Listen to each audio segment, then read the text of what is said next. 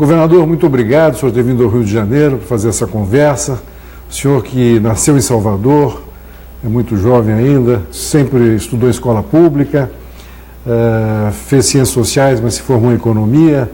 Durante quase 20 anos foi sindicalista, foi o vereador mais votado da história de Salvador, foi o deputado mais votado da Bahia, 2 vezes governador, sempre no primeiro turno, e na segunda vez o mais votado da história da Bahia, que não é pouco. Quer dizer, o senhor é muito bom de votos, né, governador?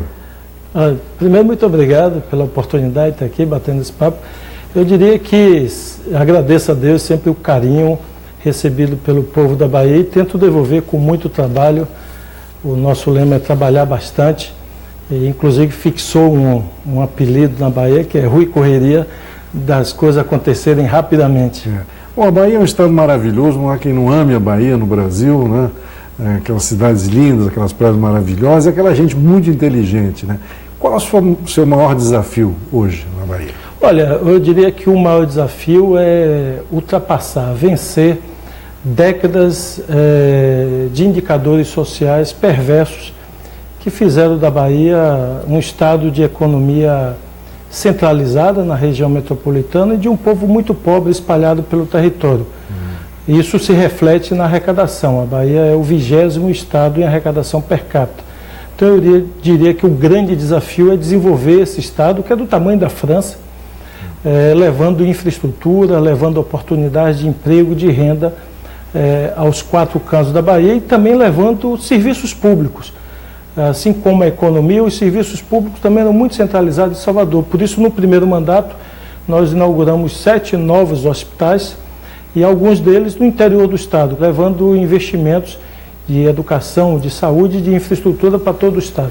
Quer dizer, o senhor faz esse paralelo com o interior da Bahia, com os municípios, que a gente pode fazer com Brasília e a federação, né? Exatamente. É o que nós comungamos hoje, pelo menos a retórica que se diz no plano nacional, que nós precisamos de um país que dê prioridade aos diversos estados, municípios, ou seja, mais Brasil e menos Brasília. Agora, o senhor vai indo muito bem lá, os indicadores mostram, né? Mas a cidade de Salvador também está sendo bem administrada pelo ACM Neto, que é oposição, né? Como é que é a relação de vocês? Olha, a relação é uma relação cordial, eu diria institucionalmente tem funcionado. Nós temos feito um investimento grande em Salvador, e que iniciou-se lá com Wagner no governo. Ao longo desses anos nós investimos cerca de 10 bilhões de reais só em mobilidade urbana. Temos hoje 33 quilômetros de metrô funcionando, chegando até o aeroporto. Estamos iniciando agora o VLT, muitas obras, inclusive obras sociais importantes, obras de infraestrutura que ajudam a salvar vidas, como encostas para proteger deslizamentos. Enfim, fazendo um investimento e fazendo com que a capital, que tem 2.800.000 habitantes, possa melhorar seu perfil de emprego, de prestação de serviço à população. Certo. Agora, o senhor é do PT, o senhor foi um dos fundadores do PT e é visto até como um petista diferente, digamos, um homem que tem muito diálogo, né? Como é que é a sua relação com aquele núcleo duro lá? Núcleo duro do PT. Do PT. Mas os mais radicais, digamos assim. Eu diria que sim, que eu acho que é um momento, mais do que nunca, de um partido que fez muito pelo povo brasileiro e que precisa e tem muito a contribuir para a melhoria do povo mais pobre espalhado pelo Brasil, que nós possamos voltar a dialogar com todas as forças políticas do Brasil, ao contrário do que pregam alguns, seja na extrema esquerda ou na extrema direita. O Brasil precisa de diálogo, precisa fazer com que nós possamos unir os homens, as mulheres de bem a favor do Brasil. Por isso, nós temos defendido que os governadores possam, junto ao Congresso Nacional, junto ao Senado, à Câmara, construir uma agenda pelo Pacto Federativo a favor de onde se presta o serviço público, ou seja, nos municípios e nos estados, fortalecendo a federação e, com isso, melhorando a vida da população. Sim. E a sua relação com o governo federal, como está sendo? Olha, até aqui eu diria que todos os governadores ressentem um pouco da falta de diálogo. Os governadores do Nordeste tiveram 2 oportunidades de estar com o presidente da República, uma em Brasília e outra recentemente lá no Recife, onde nós tivemos uma reunião da SUDENE. apresentamos diversas ideias e propostas para a retomada do emprego, da geração de investimentos, e estamos aguardando que essas propostas possam vir consolidando, portanto, um momento de crescimento do Brasil. Uma das propostas prevê que os estados possam acessar 30% do Fundo Nacional de Desenvolvimento do Nordeste para investimentos em infraestrutura. Porque às vezes a gente consegue uma empresa, um empreendimento, uma indústria para se instalar no estado. Mas a empresa diz assim, eu vou fazer o meu investimento, mas eu preciso que chegue a estrada, que se chegue a energia elétrica, que chegue o abastecimento de água para eu poder produzir. E isso cabe ao Estado fazer. E no momento de crise é preciso que o Estado tenha a capacidade de fazer esse investimento básico para alavancar o investimento privado. E é isso que nós solicitamos na última reunião da SUDENE e estamos aguardando a resposta do governo federal. Quer dizer, se, digamos, os estados não dependessem tanto do governo federal, talvez o senhor fosse até mais duro, né? Eu diria que nós precisamos fortalecer o Pacto Federativo. Se nós olhamos para outros países, onde tem também um modelo federativo, eu diria que o Brasil é um caso inusitado, que tem federação e ao mesmo tempo não tem.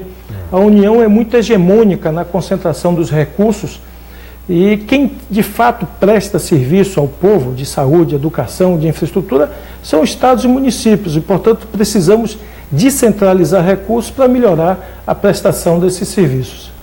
Ainda sobre o PT, quer dizer, no Nordeste o PT ainda é muito forte, o senhor se reelegeu com uma votação brutal, mas no resto do país a imagem do PT se desgastou muito, né? Como é que o senhor acha que o PT tem que se refundar? O que fazer com o PT olhando para o futuro? Olha, eu tenho defendido que eu acho que o partido precisa voltar às suas origens. O PT era um partido que tinha uma capilaridade forte nas favelas, nas fábricas, nas escolas, e ao longo do tempo isso foi se perdendo. Eu acho que é preciso retomar essa proximidade com a sociedade. As redes sociais são importantes, mas elas não substituem, na minha opinião, a presença, aquele contato mais próximo aos eleitores, às comunidades. Eu diria que a grande diferença em relação ao Nordeste e a outras regiões é que lá nós procuramos manter esse contato permanente. Mesmo no caso nosso, que nós estamos no governo há 12 anos, eu, por exemplo, completei agora 500 viagens ao interior da Bahia. Agendas oficiais, não estou contando aí as viagens políticas, só agendas oficiais, 500 viagens. Eu completei agora 350 visitas às escolas, eu me reúno com os alunos, com os professores, enfim. Mesmo no exercício do governo, é um exercício muito próximo à população. E isso ajuda até a esclarecer o que você não pode fazer, porque um governo nem sempre pode fazer tudo. Mas o povo quer se sentir parte e perto do governo, ouvindo que o governo ouça as demandas e, eventualmente, até possa explicar o que pode e o que não pode fazer. Eu vi dados do Tesouro, se não me engano, o senhor é o governador que mais investiu nesse primeiro bimestre e também o que mais economizou. Como é que fez essa mágica? Nós temos buscado economizar no custeio para aplicar na atividade fim. Ou seja, eu digo sempre para as pessoas, a finalidade da existência de qualquer governante ou de governo é prestar o serviço à população. A área meio tem que se restringir ao mínimo possível. O que interessa é o que se aplica na atividade fim. E, portanto, temos buscado enxugar o máximo possível custeio, atividades meios. Nós montamos um grupo que chama-se Controle de Qualidade do Gasto Público. E esse grupo tem feito um filtro bastante forte. Mas o senhor fez um ajuste fiscal no Estado? Temos feito. Fiz no primeiro mandato e fiz agora de novo no segundo. Nós fechamos órgãos, privatizamos empresas, fechamos outras empresas, enxugamos a máquina pública para liberar dinheiro para investimento. E por isso consegui fazer 7 hospitais no primeiro mandato. Graças a esse enxugamento, agora temos o desafio de investir forte na educação, continuar o investimento na saúde. Temos 8 policlínicas regionais funcionando, que nós inauguramos no primeiro mandato. Só esse ano deve inaugurar mais 11, portanto vamos a 19 policlínicas. E para fazer isso tudo, você precisa arrumar o dinheiro em algum lugar. E na ausência de financiamento federal, temos que arrumar na própria máquina, melhorando a gestão e reduzindo o gasto de custeio. E o senhor falou em parceria público-privada, quer dizer, o senhor então é um homem, vamos chamar, de centro-esquerda moderno.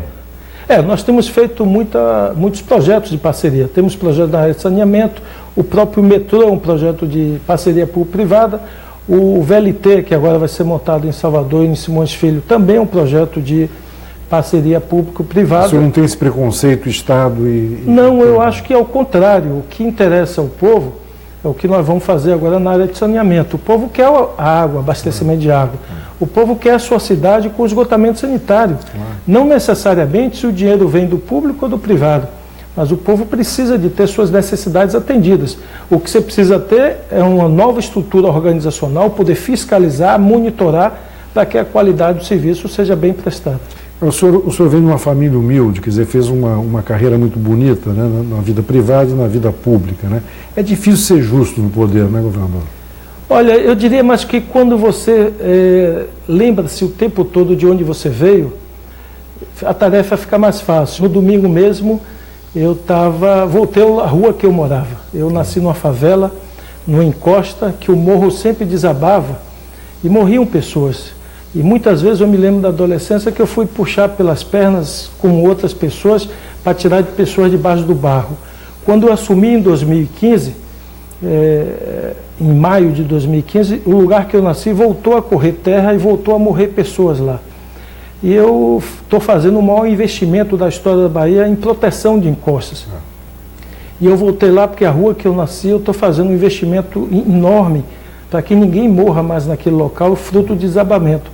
E é uma emoção muito forte, você voltar ao lugar de onde você veio, de onde você nasceu. Vivi 20 anos na favela e, portanto, eu diria que se você mantiver a consistência de onde você veio, minha mãe dizia assim, a cabeça pensa por onde os pés pisam e por onde você caminhou. Então, se você caminhou na vida real, onde as pessoas caminham, você sempre vai ter sua cabeça com os pés no chão. E eu procuro sempre manter essa proximidade com a vida real das pessoas, não me encantando pelos palácios, porque os palácios são passageiros. E a nossa missão é fazer mais pelo povo que mais precisa. E não é fácil, porque o poder encanta também, né, governador? Precisa ter muita força interior, né? Precisa ter muita força interior, precisa ter muita humildade. E eu digo assim, o patrimônio que eu quero carregar para o resto da minha vida é que meus filhos sintam o mesmo orgulho do seu pai, do que eu sinto da minha mãe e do meu pai. A minha mãe e meu pai sempre, apesar de pobres, transmitiam aos filhos um ensinamento muito rico. Minha mãe, por exemplo, não tinha nem o 2º grau, mas ela tinha uma consciência muito forte que os filhos precisavam da educação. A gente sempre estudou muito na escola pública. E ela cuidava de ajudar na favela inteira. Ela me colocava meninos, centenas de vezes eu deixei de brincar para poder ensinar os meninos lá da rua. Que ela dizia assim, se Deus lhe deu a possibilidade de aprender, não foi só para ficar para você. Então eu carrego muito orgulho de minha mãe e quero que meus filhos carreguem o orgulho do que a gente faz de bom para as pessoas. Claro, essa consciência política é fundamental, né? E o Brasil hoje está precisando de diálogo, precisando de gente mais aberta, né? Como é que o senhor vê o Brasil nesse momento? Eu acho que o Brasil precisa se encontrar consigo mesmo. O Brasil passou um período recente onde muitos pregando e ainda pregam ódio, intolerância. Eu acho que nós temos que conversar com todo mundo. O PT também teve um momento de nós, eles, né, muito errado. Né? Eu acho que às vezes o PT, talvez se sentindo muitas vezes dono da razão, e quando você se sente às vezes muito dono da razão, você termina sendo um pouco arrogante. E eu acho que é preciso a gente ter humildade, conversar com todo mundo. Por exemplo, nos fóruns de governadores, eu converso com todos os governadores. O governador de Goiás, que é do DEM, o governador do PMDB. Eu acho que nós temos que conversar, encontrar saídas para o Brasil. E na eleição, cada um disputa com o seu candidato, mas não podemos suprimir o debate de ideias, a convergência. O que provoca a síntese de ideias para um país é você conversar. E não dá para conversar só com quem pensa igual a você. O mundo hoje ficou muito intolerante. Eu, por exemplo, digo, eu não gosto dessa história de estádio que só vai uma torcida. O que era bonito é ver as duas torcidas competindo também nos gritos, nos cantos. Hoje em dia o estádio, porque tem violência, só pode ir uma torcida. Eu sou a favor de duas torcidas. Acho que o marido pode torcer, no caso da Bahia, pelo Bahia, a mulher pelo Vitória, ou vice-versa. Aqui no Rio, um pode torcer para o Flamengo, outro para o Vasco, outro para o Flamengo. Qual o problema das famílias irem juntas para um estádio de futebol, comemorar e brincar e contarem piada eventualmente, ou gozação com o outro. Mas faz parte da vida humana e não a intolerância. Isso que eu acho que não leva a Por isso a educação, né? Exatamente. É o princípio da civilidade, né? Você praticar a civilidade é você respeitar a religião do próximo. Eu posso ser evangélico, eu posso ser católico, mas respeitar a posição de quem é espírita, de quem é evangélico. Eu não preciso forçar as pessoas a crerem da mesma forma que eu tenho uma crença numa religião ou num esporte. Cada um pode ser e podemos conviver harmonicamente. Falamos de educação, como é que o senhor está vendo esse momento da educação brasileira?